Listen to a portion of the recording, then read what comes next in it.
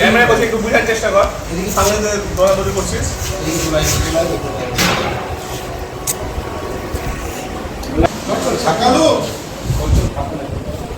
কেন ছাপ বেশি মারে রে?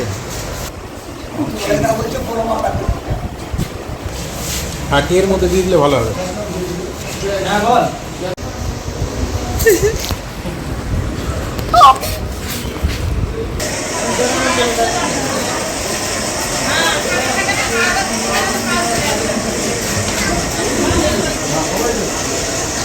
এটা আজকে সকালবেলা আমাদের ওই ফারাক্কা এক্সপ্রেস যখন দিল্লি থেকে আসছিল তখন মালদাতে মোটামুটি 9:50-এ ঢুকেছিল ট্রেনটা।